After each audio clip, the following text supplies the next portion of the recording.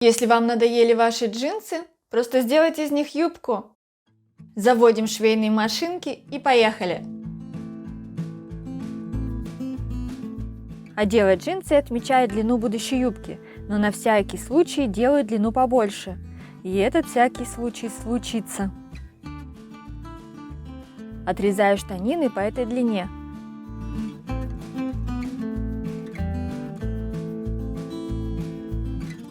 Шов сиденья спереди распускаю до гульфика, а сзади до отметки линии бедра, это примерно 19 сантиметров. Но потом распустила до кокетки, и так мне стало удобнее. Аккуратно распарываю шаговые швы.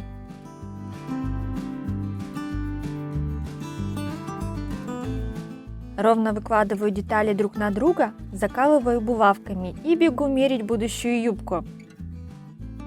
И вот тот самый всякий случай. Линия талии поднялась, юбка укоротилась, а пояс стал широким.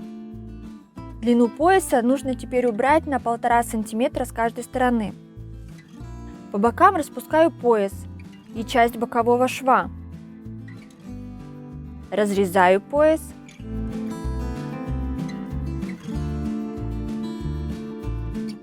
И закалываю булавками, чтобы посмотреть, как это будет в готовом виде. Собираю все обратно. Сначала боковые детали пояса.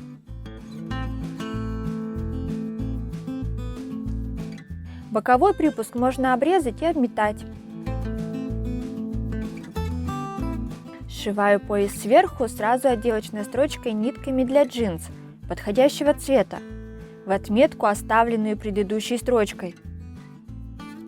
Очень важно, чтобы ширина стежка соответствовала ширине стежка у готовых брюк. Прокладываю отделочную закрепляющую строчку по боковым швам.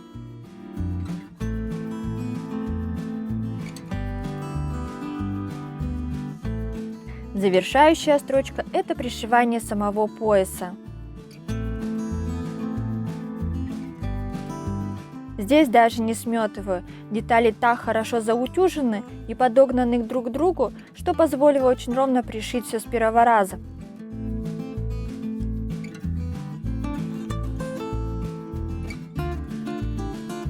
Пришиваю шлевки и получаю идеально посаженный верх юбки. И даже незаметно, что там что-то меняли.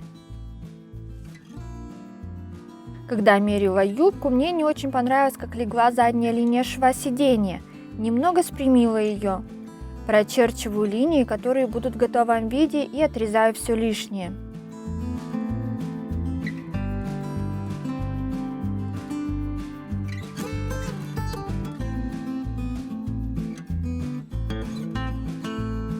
Спереди точно так же обвожу мылом линию, которая будет в готовом виде.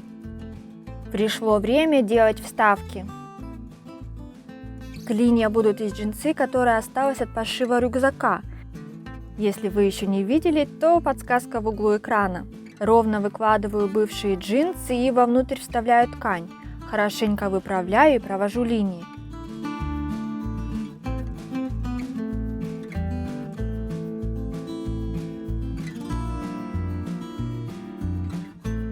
Добавляю припуск 1 см, но на всякий случай делайте побольше.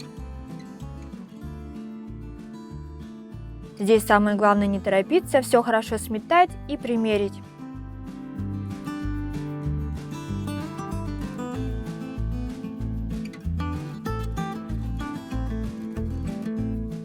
Сзади решила оставить разрез и не вставлять клин. Сзади мне не понравился, как далеко заходит угол шагового шва. Убираю лишнее, снова все сметываю и опять меряю. Результат меня устроил. Начинаю сшивать сразу отделочной строчкой джинсовыми нитками.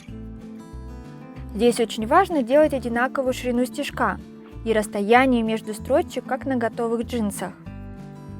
Закрепкой закрепляю разрез, чтобы при движении он не разошелся.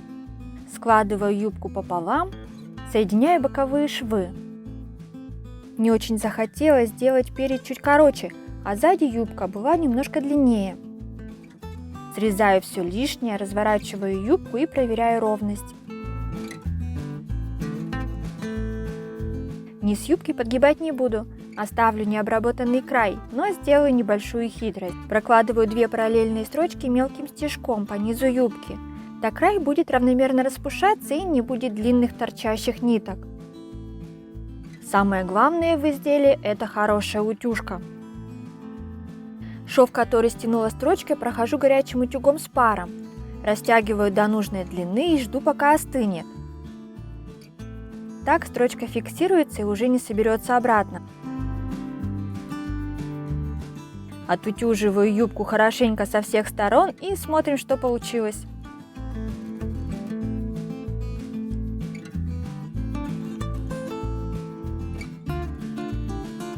Любуемся. Модная юбка из старых джинсов за один вечер.